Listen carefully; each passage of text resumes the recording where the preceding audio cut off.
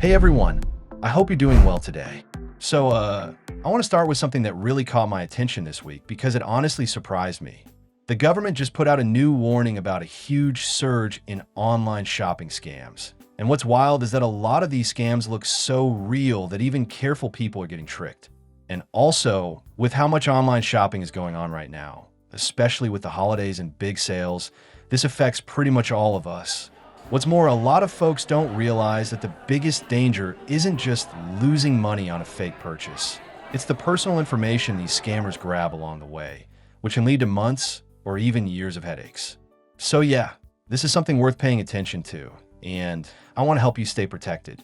Stick with me, because there are a couple things later on that most people overlook, and they might save you from a costly mistake. Before we go any further, let me ask you something simple. Have you ever seen a deal online that seemed a little too good, or even just fell off, and you weren't sure if it was real or not? Let me know in the comments, because your experience might help someone else. Now, let's get into it. So, the whole reason this warning came out is because online shopping right now is exploding. Cyber Monday spending alone is expected to hit around $14 billion this year, and Black Friday shoppers just spent almost $12 billion. When that many people are online at the same time, it's like the perfect playground for scammers. And guess what? Scammers aren't just sending messy emails anymore. They're using artificial intelligence. They're copying brand websites with crazy accuracy.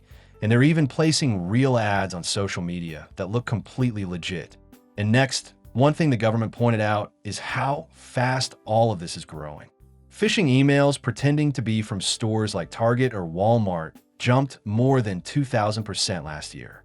That number doesn't even feel real, but it's happening. And you see, about 3 out of 4 Black Friday emails people got last year were flat-out scams. So the issue isn't tiny anymore, it's massive. Another thing to consider is how these scams actually work. A lot of people imagine some guy in a hoodie typing in a dark basement, but honestly, the scams today look very professional. Scammers run fake ads for crazy discounts, like half-price electronics or brand-name toys. When you click the ad, it takes you to a website that looks exactly like the real store. Same logo, same layout, same colors. And then you put in your details, and boom, your card info is gone or the item never arrives. And speaking of that, the FBI says one of the first things to look at on any website is the URL. If it's missing the little HTTPS, or if there's a spelling that looks even a tiny bit off, that's a red flag. For example, instead of walmart.com, you might see walmartshop.net, or a random domain that doesn't make sense. It's subtle, and scammers count on people not noticing.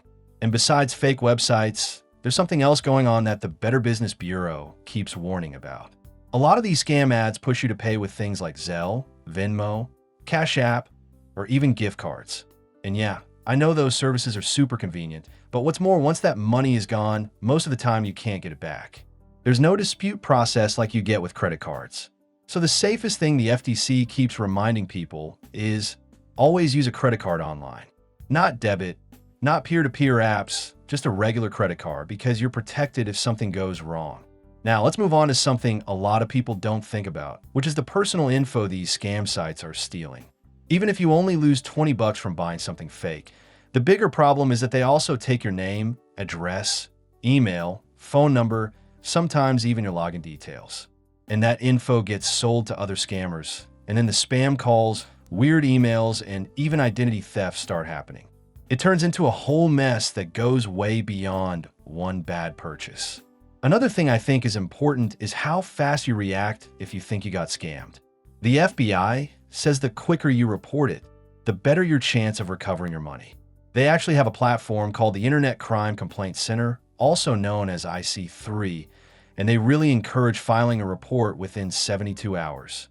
It doesn't guarantee anything, but it helps a lot. And in addition to that, there's a nonprofit called the Identity Theft Resource Center that helps walk people through the next steps if their information gets stolen. Now, speaking of the government side of this, there are lawmakers who are pushing really heavily for tech companies and online marketplaces to step up their protection tools. Senator Maggie Hassan, for example, has been calling out companies like SpaceX and Match Group, asking them to take scams more seriously. She said something that stuck with me, which was that scammers are getting better because they know platforms aren't catching them fast enough. And yeah, she's right. When fake ads can run on social media for days or weeks before anyone notices, that's a huge issue. You know what's interesting too? A lot of this happens because technology has advanced so fast. Algorithms and AI are helping retailers personalize ads, but scammers are using those same tools to blend in. So, even though innovation helps us find better deals, it also makes fake deals harder to spot.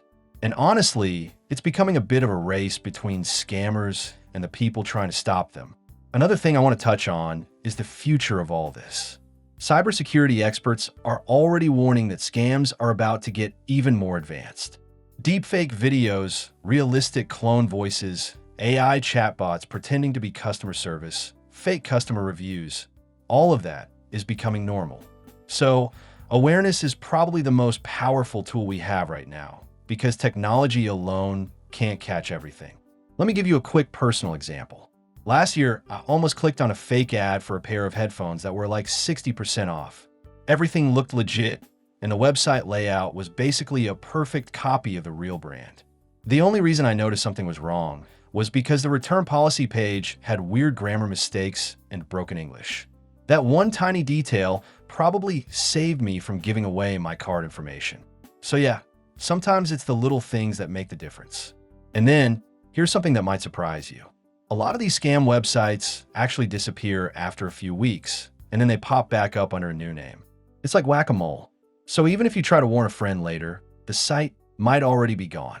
That's why reporting it right away is important, because it helps authorities track these patterns faster. Now, let's explore further and talk about the small habits you can use to avoid scams. One habit is to never click on ads from social media. Instead, type the store name directly into your browser. Another habit is to check reviews, but not just the star rating. Look for long, detailed reviews from verified buyers. And of course, make sure the payment methods are normal, like Visa, MasterCard, PayPal, those kinds of things. And also, it helps to slow down when you see something that looks like an amazing deal. Scammers rely on urgency, like countdown timers, limited stock pop-ups, or messages saying only 2 left. When something tries too hard to rush you, that's usually a bad sign. On top of that, if a seller claims they're out of the country or traveling for business and can't ship right away, that's another red flag. The FBI mentioned that a lot in their warning. Legit sellers will rarely need to explain their location or come up with excuses. Speaking of warnings, the FTC has a website called reportfraud.ftc.gov where you can file a complaint.